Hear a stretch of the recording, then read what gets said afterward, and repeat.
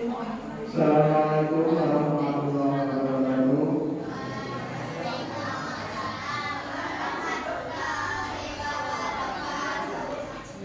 Alhamdulillah, nahmaduhu wa nasta'inuhu wa na'udzu billahi min shururi anfusina wa min sayyi'ati a'malina. Man yahdihillahu fala mudilla lahu wa man yudlil fala hadiya lahu. Asyhadu an la ilaha illallah wa asyhadu anna Muhammadan rasulullah.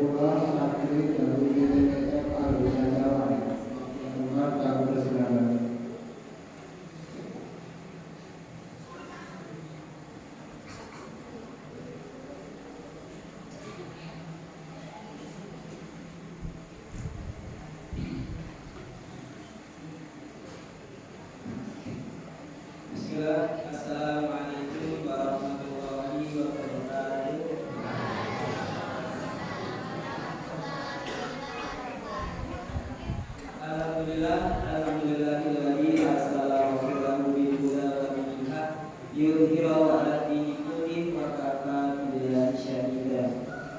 Asyhadu an la ilaha illallah wa asyhadu anna Muhammadan abduhu wa rasuluh. Wassalatu wassalamu ala Rasulillah wa ala alihi wa ashabihi ajma'in. Rabbi shrah li sadri wa yassir li amri wahlul 'uqdatam min lisani yafqahu qawli. Allahumma ati husana taqwa wa zakkiha anta khairun man zakkaha anta waliyuha wa maulaha. Amma ba'du. Yang pertama-tama marilah kita panjatkan puji syukur kita kepada Allah Subhanahu wa taala yang karenanya dengan rahmat Allah kita bisa bertemu dengan bulan yang sangat mulia, yang sangat dibangga-banggakan oleh orang-orang muslimin.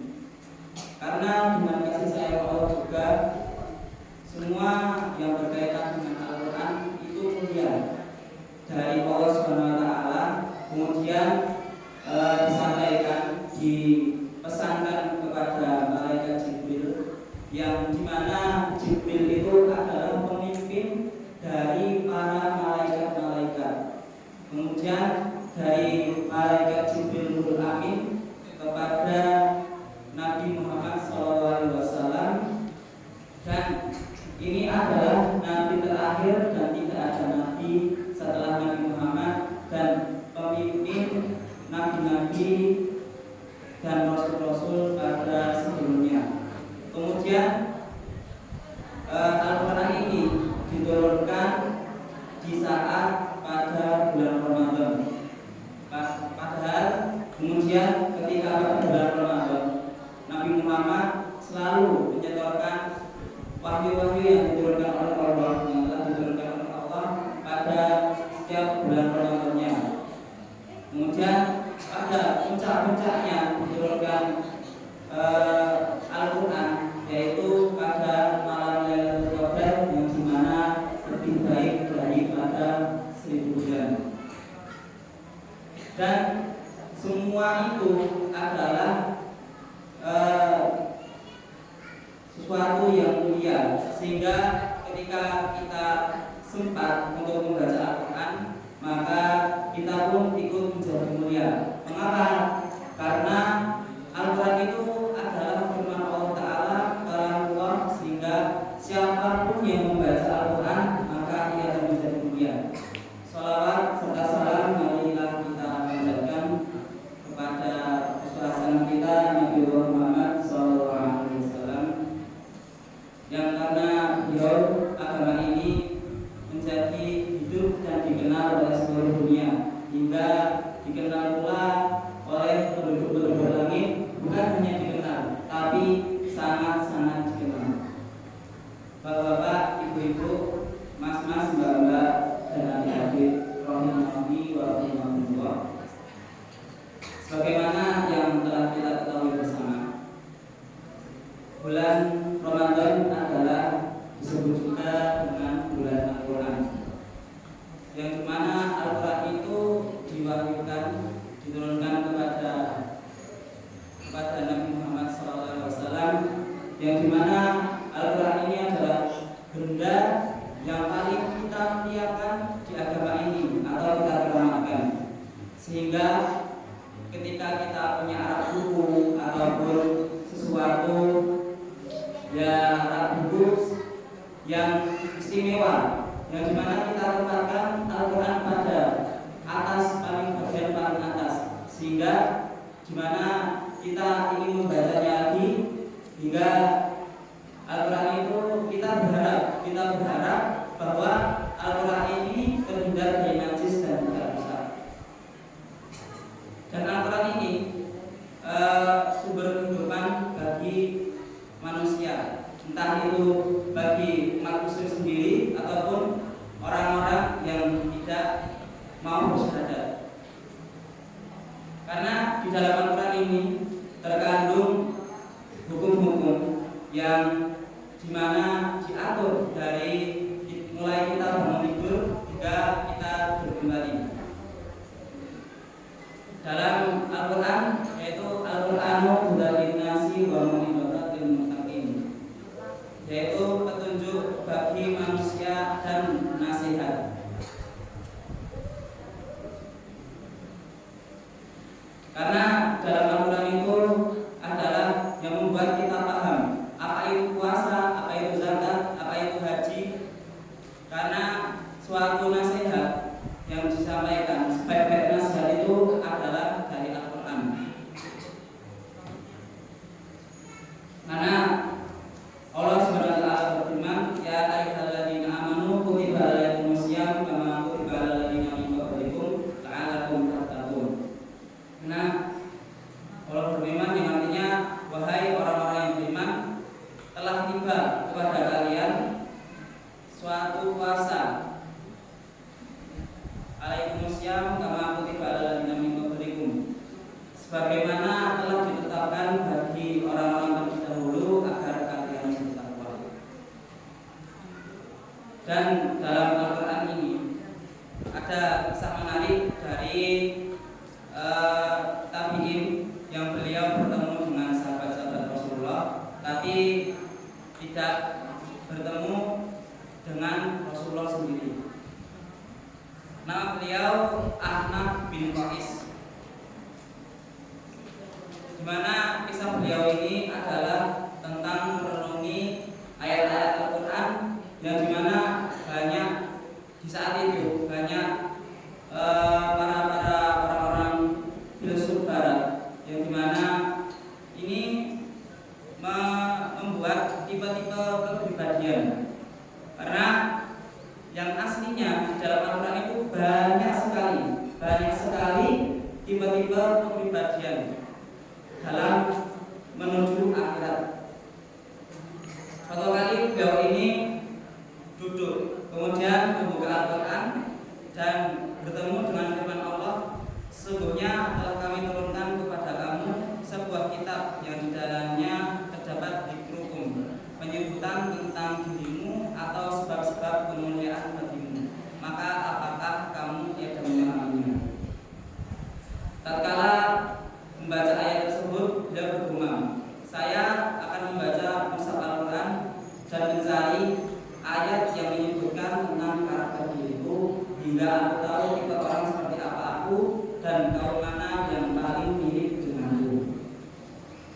Mulailah beliau ini membuka Al-Quran, membaca hingga melewati karakter suatu kaum. Allah berfirman, mereka sedikit sekali tidur dan selalu memohon ampunan di waktu pagi sebelum fajar. Dan pada harta-harta mereka ada hak untuk orang miskin yang meminta dan orang miskin yang tidak meminta. Kemudian beliau juga mendapati kaum yang memiliki karakter, yaitu orang-orang yang menafkahkan hartanya baik di waktu lapang maupun sempit, dan orang-orang yang menahan amanatnya dan memaafkan kesalahan orang. Allah menyukai orang-orang yang berbuat kebajikan. Kemudian dilewati hingga bertemu dengan kaum yang dipuji oleh Allah. Allah berfirman, "Dan mereka mengutamakan saudaranya atas diri mereka sendiri sekalipun mereka dalam kesusahan. Dan siapa yang berpelihara dari kekikiran dirinya, mereka itulah orang-orang yang beruntung." Juga kaum yang disebutkan oleh Allah Subhanahu wa taala, dan bagi orang-orang yang menjadi dosa-dosa besar dan perbuatan-perbuatan keji, dan apabila mereka marah, mereka memberi maaf. Setelah melewati beberapa kriteria orang tersebut atau kaum yang dipuji oleh Allah Subhanahu wa taala, dia berkata, "Allahumma lastu arifu nafsi fi haula." Ya Allah, aku belum mendapati diriku termasuk kriteria kaum-kaum itu.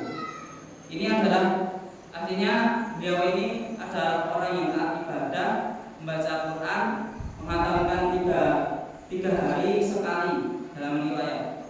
Kemudian sebagian kita mungkin ada yang merasa, bahkan mengklaim sebagian dari karakter Al-Quran yang tadi yang disebut, yang didapati oleh Imam Ahnaf bin Qais tadi. Mungkin kalau dari kita melewati hal-hal yang membuat kita takjub, mungkin, oh itu diriku, oh ini aku. Tapi beliau ini berbeda.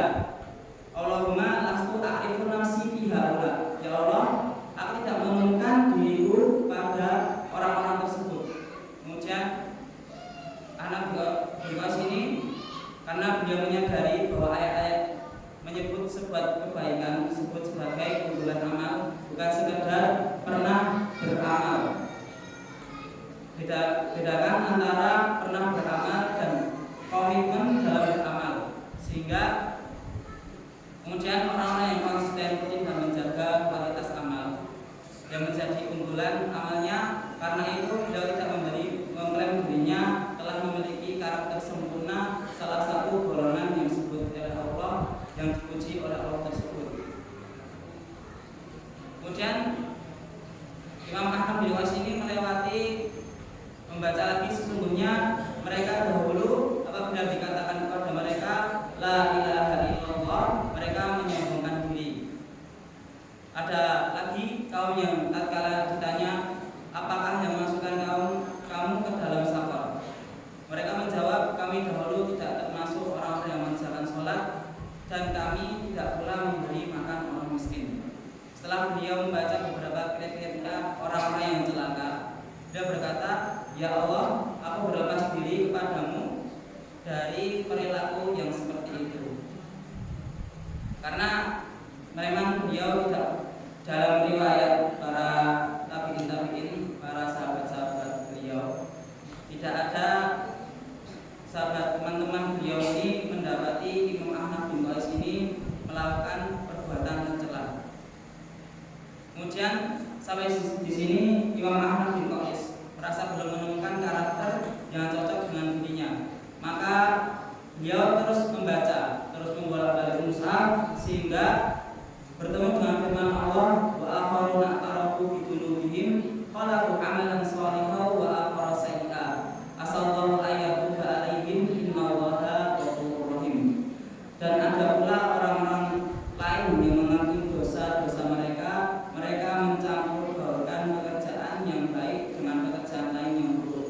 Mudah-mudahan Allah menerima taubat mereka, sesungguhnya Allah Maha Pengampun lagi Maha Penyayang. Quran Surat At-Taubah ayat 102. Dan di dalam ayat ini beliau kemudian berkata, ya Allah, aku dapati diriku termasuk dalam golongan ini. Ini termasuk dari sikap tawadu beliau karena beliau merasa bahwa beliau adalah orang yang mempunyai banyak dosa dan sekaligus sikap jujur yang terhadap diri sendiri. Bukan karena beliau biasa menjalankan keburukan, tapi kesadaran bahwa tidak ada manusia yang sempurna, yang tanpa cacat dan dosa.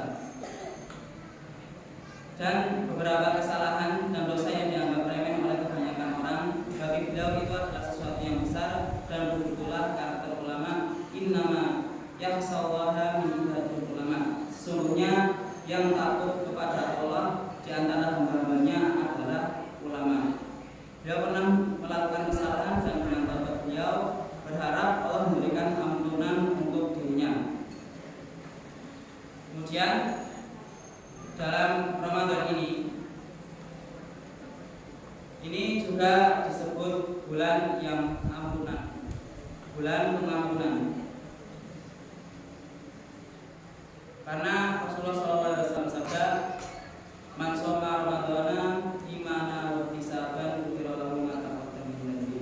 Barang siapa yang berpuasa Ramadan imanan wa ihtisaban, maka diampuni baginya dosa yang setahun yang telah lalu. Kemudian kita bisa, karena sebuah riwayat, barang siapa yang tidak, dalam riwayat Rasulullah SAW bersabda yang dimana beliau berdoa bersama Jibril, inna Jibrila alaihi salatu wassalam aradhi faqala bu'dan liman adraka Ramadan falam yughfar lahu qultu amin. Yang artinya sungguhnya Jibril alaihi salam mendatangiku seraya berkata, celakalah orang yang menjumpai Ramadan lalu ia tidak mendapatkan pengampunan Maka Nabi Shallallahu Alaihi Wasallam menjawab amin. Hadis riwayat Al-Hakim.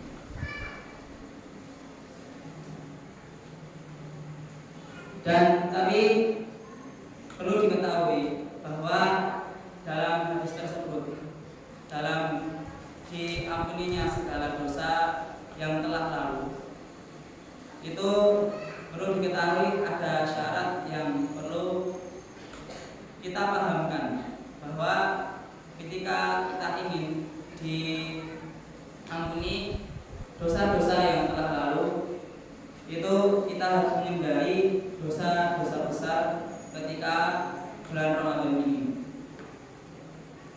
Kemudian Ramadan ini masih panjang, kita harus banyak-banyak meminta ampun kepada Allah SWT dan melakukan berbagai amal kebaikan yang dapat mengundang ampunan Allah SWT.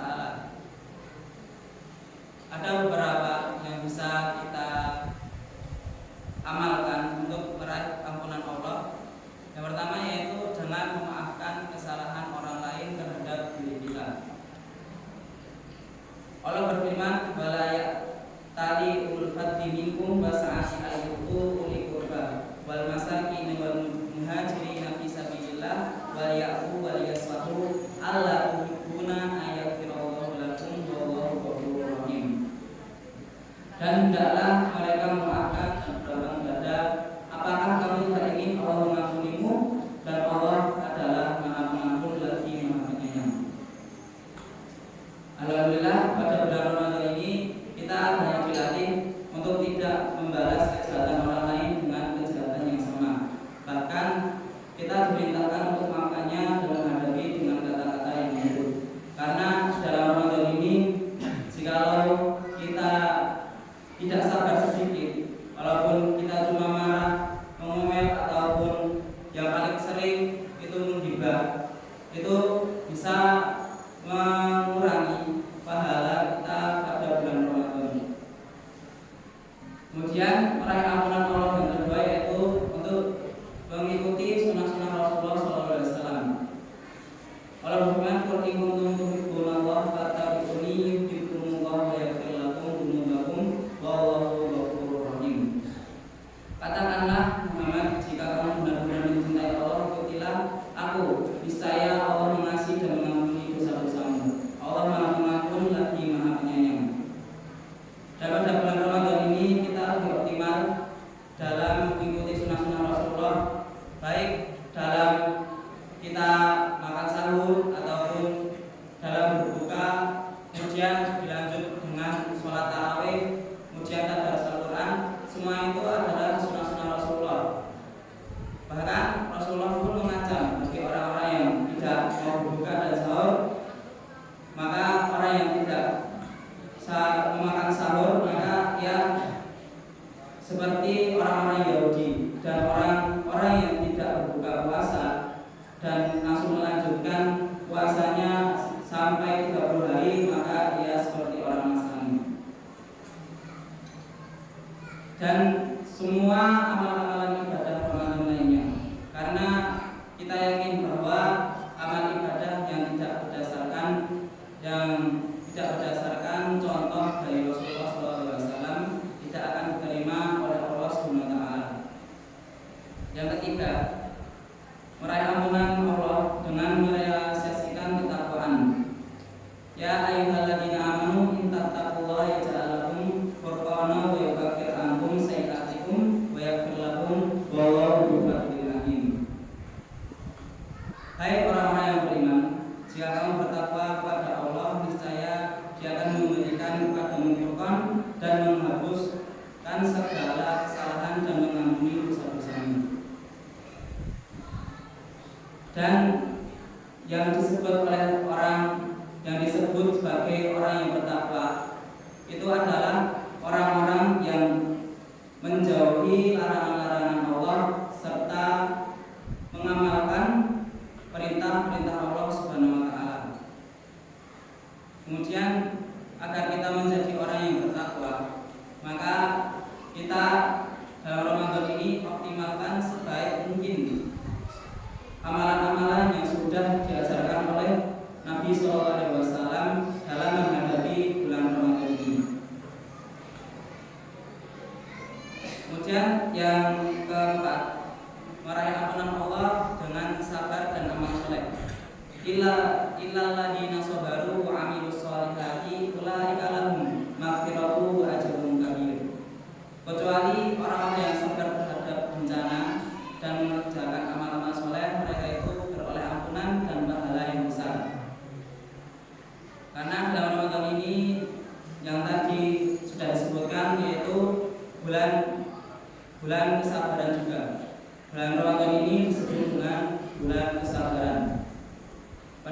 ini juga kita dimudahkan oleh Allah untuk mengerjakan berbagai amal kebaikan sehingga kita akan mudah untuk meraih ampunan Allah. Karena dalam bulan Ramadan ini, dalam meraih ampunan Allah sangat begitu luas. Karena kita diperintahkan puasa, menghindari dari sesuatu yang membatalkan puasa dari terbit fajar hingga tenggelamnya matahari.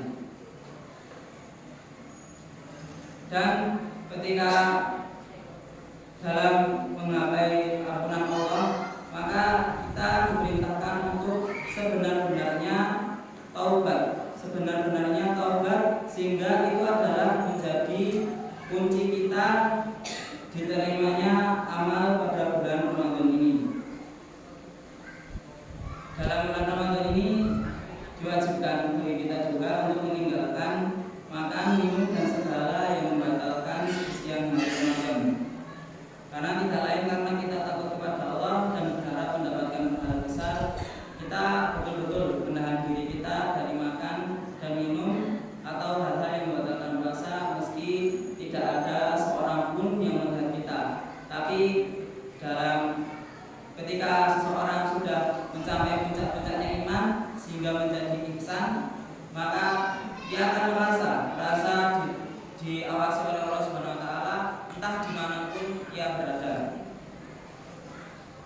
Di samping mengetahui sarana-sarana mendapat ampunan Allah, kita juga harus mengetahui kendala-kendalanya sebagai berikut, yaitu yang pertama itu kesyirikan dapat menghalangi ampunan Allah. Firman-Nya, innallaha la yaghfiru an yushraka bihi wa yaghfiru ma duna dzalika liman yasha wa ma yusyrik billahi faqad iftara itsman 'azima.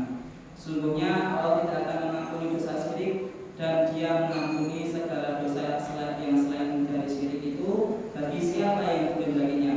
Barang siapa yang mempersekutukan Allah, maka sungguh ia telah berbuat dosa yang besar.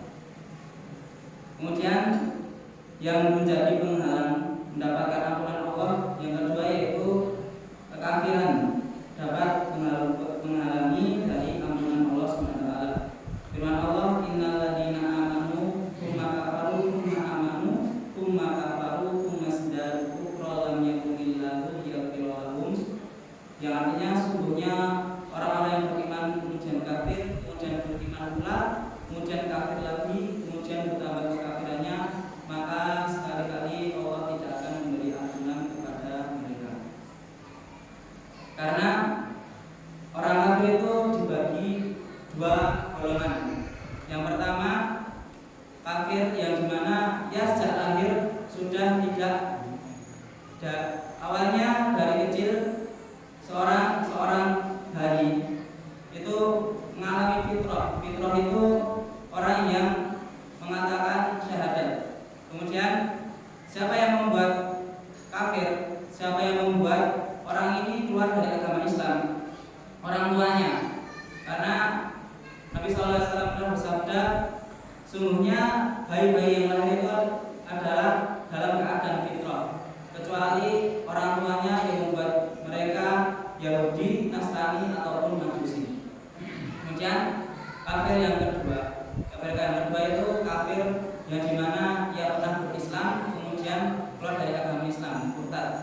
Nah, di antara dua golongan ini, satu tidak diwajibkan bagi dia berpuasa, yang kedua dia masih tetap diwajibkan puasa, tapi di dalam keadaan kekafirannya tidak diperbolehkan. Yang pertama kafir asli, dia mutlak tidak diperbolehkan berpuasa, karena kafir artinya ingkar, yaitu semua syariat Islam yang dia terima dia tidak mau, dia tidak akan laksanakan. Yang kedua kafir murtad, dia pernah beriman kemudian dia kafir, maka di dalam kekafirannya ini tetap diwajibkan bagi dia berpuasa. Dan kapan dia berpuasa? Berpuasanya setelah dia sudah masuk Islam lagi.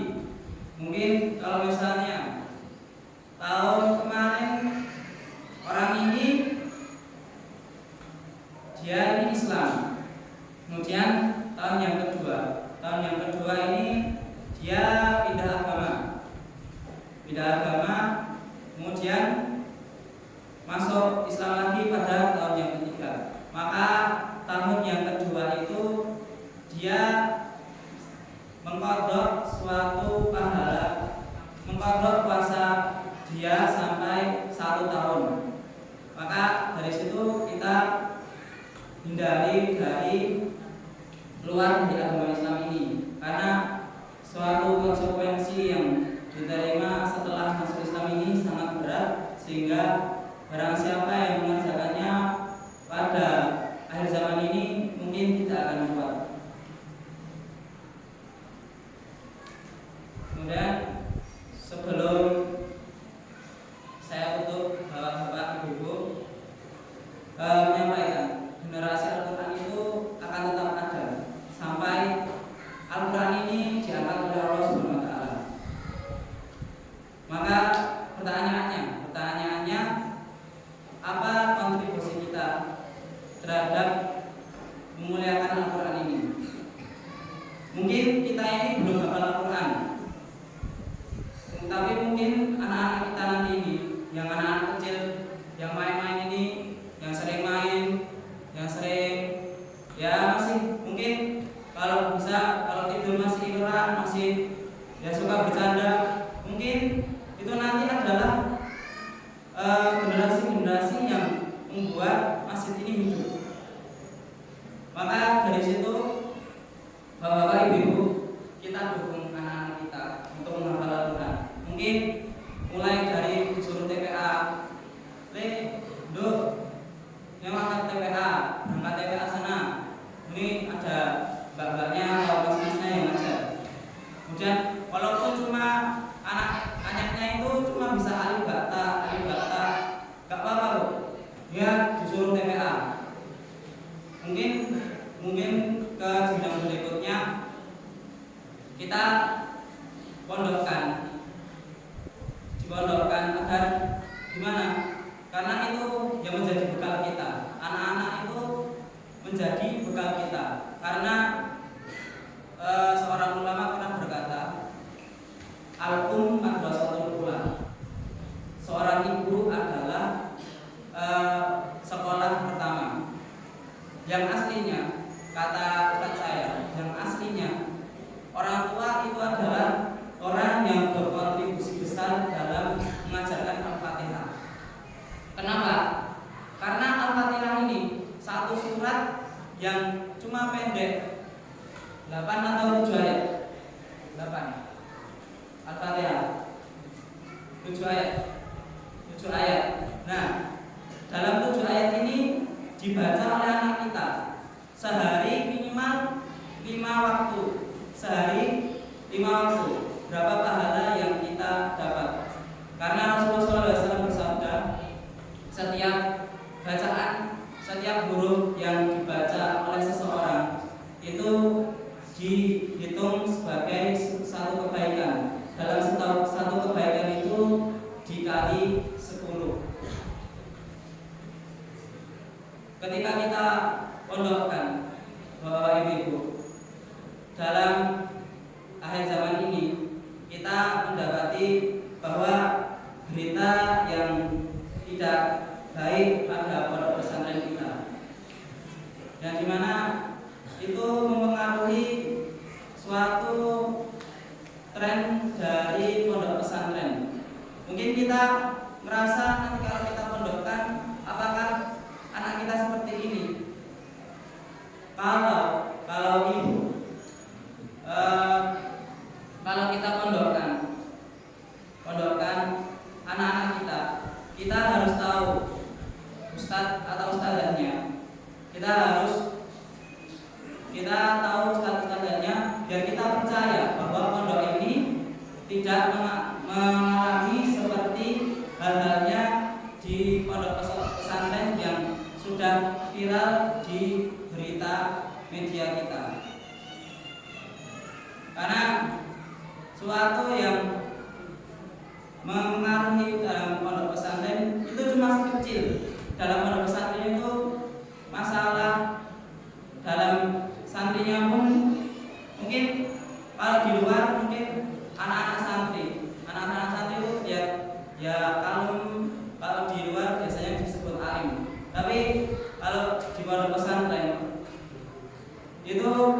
ya tidak semua santri itu seperti pas keluarnya. Ada santri itu ya yang sifatnya berbeda-beda, macam-macam. Mungkin dari situ nanti 10 sampai 15 tahun ataupun 20 tahun kemudian di sini bisa mendirikan sebuah rumah tahfidz sehingga banyak anak-anak yang menghafal Al-Quran sehingga nanti bisa jadi RT, RW ataupun kepala desa itu hafal Al-Quran. Turun betul Bu? Turun. Nah, dari mulai di situ, dari mulai kita didik anak-anak kita, motivasi saja menghafal Al-Quran. Jangan dilarang-larang kalau misalnya pengen ngaji di masjid, maka kita harus dukung anak-anak kita dalam menghafal Al-Quran. Kalau misalnya saya tanya Bu, kalau misalnya dari pulang dari masjid, kalau misalnya anak-anak kita pulang dari masjid habis ngaji, kita bangga betul Bu? Bangga. Nah, dari ya bangga, saya yang nyimak aja bangga Bu. Cuma sebentar bangga. Misalnya alhamdulillah ini anak udah Iqra 2, Iqra 3, Al-Quran udah dibaca sampai surat Al-Baqarah. Alhamdulillah, saya juga bangga. Karena dari kebanggaan kita tersebut muncul ide supaya anak kita menjadi hafal Al-Quran. Kalau misalkan anak kita belum bisa menghafal Al-Quran, mungkin dari keturunannya, dari cucu kita ataupun dari keturunan-keturunannya bisa menjadi orang-orang yang hafal Al-Quran dan menunjukkan desa dan Masjid Al-Huda ini, sehingga bisa dipastikan nanti dari sini bisa isi di mana-mana sampai luar desa. Semoga ini yang doa. Ya, kalau karena sudah 30 menit lebih 5, mari kita tutup dengan doa.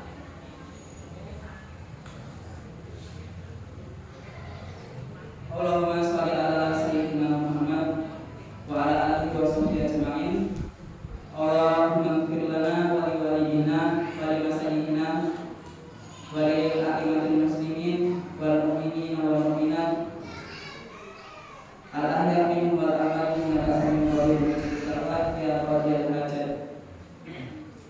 Allahumma ansur ikhwanil muslimina fi Palestin.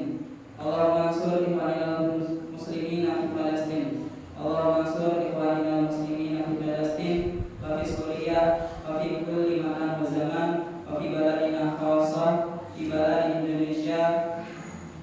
Allahumma inni as'aluka ilman nafi'an wa rizqan thayyiban wa 'amalan mutaqabbalan. Allahumma rzuqna ahlan thayyiban warzuqna ahlana min ahlil Quran. Ya Allah, berkatilah kami, anak-anak kami sebagai penghafal Al-Quran. Ya Allah, jadikan kampung-kampung kami kampung-kampung yang dimana anak-anaknya soleh-solehah, yang dimana anak-anaknya hafal-hafal Al-Quran, yang dimana anak-anak kita menjadi kelompok-kelompok Islam yang mendirikan agama sampai akhir zaman. Ya Allah, ya Rabbal Alamin, ya Rabbal, ya Aziz, ya Jabbar, ya Mutakabbir. Allahumma Rabbana zalamna anfusana wa illam taghfir lana wa tarhamna lanakunanna minal khasirin. Rabbana atina fid dunya hasanah wa fil akhirati hasanah wa qina adzabannar. Mungkin cukup sekian. Alhamdulillahirabbil alamin. Cukup sekian dari kami. Kurang lebihnya mohon maaf karena ini pengalaman pertama Ibu. Saya kalau ada kurangnya atau salah pengucapan ataupun kesalahan dalam menyampaikan dikoreksi saja.